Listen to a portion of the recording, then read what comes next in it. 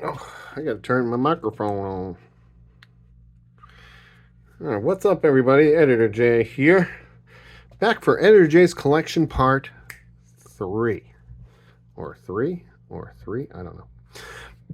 Changing, flipping the script a little bit. A lot of the blues were just about commons and uncommons and bulky and all that. I'll start off again by saying, MF Doom, thank you for the suggestion to go through my collection. I'm happy to share that with you all. And again, I have to mention this. I can offer bulk for, depending on what it is, 10 to 15 bucks per thousand. Maybe throw a few bucks in for shipping. If there's any card you see that you want, just email me at editorjmtg@gmail.com and we can strike a deal. And basically 100% of any money made is going right back into product for Tuesday 2. Mr. Guy's garbage. I want to buy him a box of cards to work on. I kind of want to have more box battles and collector boosters and all that jazz. So if you want anything, just email me. We can talk. And 100% of the money, if any, is going towards the channel anyway. But I do have to make room for more stuff, so that's the whole point. Essentially, I'm not doing this for profit. I'm doing it for space. So I want to go through white because it's a good opportunity for me to sort rares and mythics out. Like I did with blue early on. And that way you can see some stuff. Now, with that being said, what an insane Lord of the Rings collector booster opening. We still have one more to go, plus 2 packs, but Gina pulled a Surge Foil, Bridge of Khazad-dûm. Now that's crazy. That's a couple $100. And I think these Surge Foils are going to hold their value. That is the biggest card I've ever pulled. No serial numbers. My kids are fighting upstairs right now, so that's a fun story. And I'm trying to take them out to ice cream, but they're being assholes right now. Anyway, so I guess we last left off with some stories about Guy and I, as always, which is most of my stories, to be honest. Am I even looking at what is what? No, yes, okay. And we do have a lot.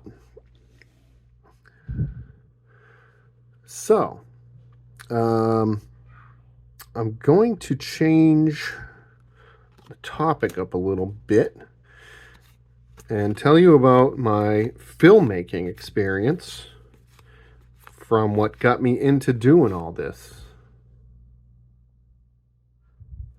So, with that being said, Dave's texting me right now. Probably 10 or so years ago, I was into writing and trying to be a musician and stuff. But it just didn't work out that way. But I was working at this restaurant, and these guys were like, we should write a script about, being single. And I was like, yeah, that's a great idea. We'll call it The Single Life. And it became this, really basically sophomoric thing about a story of a guy who quoted Back to the Future a lot to a bunch of girls, and then they had, back on him late, which was ridiculous. So I went back and I said, I want to write something somewhat meaningful or at least interesting. And I went to MySpace, which is the precursor to Facebook, and I found this guy named Vito who wanted to write a movie, religious satire. I can't really go much into more detail than that. And so we went back and forth through email for a while. And ultimately we came up with a concept, and we just started writing a screenplay. So I found free software that formatted it, and we started writing this movie. And we did it over the course of 2 years, back and forth over email. It was life draining, but when all was said and done,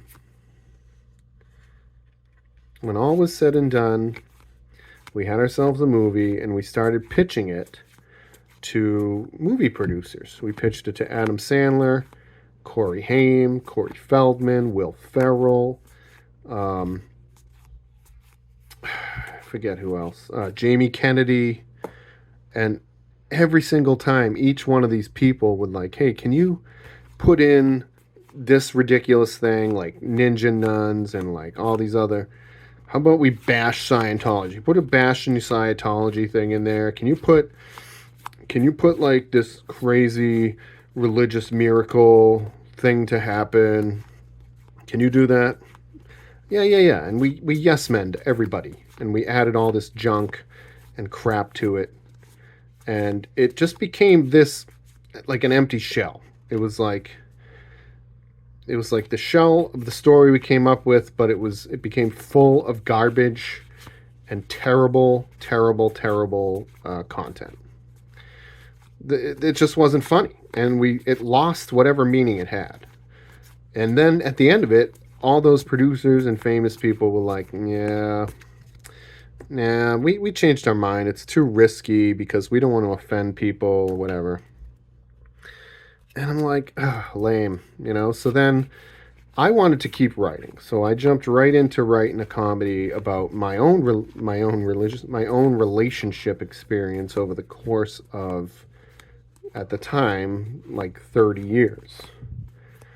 And I wrote a romantic comedy called The Single Life, which was like about loosely me, but it was about a boy whose girlfriend broke up with him for what would become today in 2023 a controversial topic, and he went into this tailspin of alcohol abuse, and then he took a bottle of sleeping pills in a horrible depressive state, and he drifted off into this dream slash reality in which he had to relive all those relationships from the point he was 18 all over again to try to right his wrongs.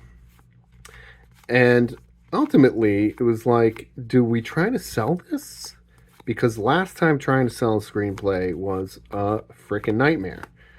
So instead, I decided we were going to film it ourselves, by myself. And we just went ahead and started planning it. We started casting, we started getting our friends together to see if they wanted to do it, and we started putting people in the roles of the characters. What we didn't have was a camera. But by stroke of luck on the way to work one day, I bought a $5 scratch ticket and I won $1,000. And with that, I bought our first camera. And not 2 weeks later, I hit another $5 scratch ticket for $1,000. And I bought a second camera and some tripods. And then, miraculously, about 3 weeks later, I won another $1,000. Are there any rares in my collection? I mean, seriously. So I ended up with $3,000 by stroke of luck that started my filming / YouTube endeavor, which led me to now, to MTG Attitude somehow. I don't fucking know how, but somehow it got me here. But anyway, me and my girlfriend at the time, we planned and plotted and started working with all the actors to get things rolling. And we just scheduled shooting for that summer. We figured 3 months. Let's see what time it is. It's almost time for ice cream. 1:30. So I have to get going soon. So we'll go through a little bit more. And we scheduled it, and we talked to locations. We got a few people to give us money. There's our first anything. So festival, I'm keeping that separate. These are pretty old. I'm going to keep these older cards kind of ice aged. I'm going to throw them on the table. There's another one. All right, Circle of Protection. I think all the Circle of Protections are in here. There's green, more reds. All right, I think I'm into a nice... I was into a nice spot of rares and mythics. Anyway, so we started filming everything on our own. And we recruited friends as we went, and then the main character actor, I think his name was Gary or whatever. I don't even know the kid's name anymore, but he was a real prick. So we mutually parted ways with him and decided it wasn't going to work out, and recast the main character. And this kid brought along with him some friends in the independent industry here in Massachusetts. So suddenly, as we were already restarting our scenes and refilming stuff that we had already done with the other guy, we had a casting director help us get more actors and extras and everything we needed. And ultimately, the whole thing started with us, like, you know, all of the actors and me would get together and film the scenes as best we knew how at the time. And then over time, we had a guy show up with a van full of lights in a comedy club scene that we were doing. And hundreds of people, literally 100 people, were there to be background actors. And I was like, oh, my jaw dropped. I couldn't even believe that there were so many people there, and we had lighting. And then suddenly we had a sound guy, and then suddenly we had just all sorts of people helping out. It was insane. Sadly, at the end of the summer, our original actors, which consisted of mostly friends and acquaintances, you know, had to go back to college, and they were the original main characters, and they were unable to finish their scenes. So we did what we could and then kind of had to give up. But I was going to make do and try to make something of it. But unfortunately, I never did. And then right around the time of MTG Attitude, I decided, well, I'm going to transfer all these files to this new hard drive because it's bigger than this one and it could fit all my movie stuff on there too. So I went to transfer all the footage to this portable hard drive that I use to edit MTG Attitude videos. And I dropped the hard drive that the movie was on, and I no longer have access to it. So there's that. And that's unfortunate. But I met a lot of nice people along the way.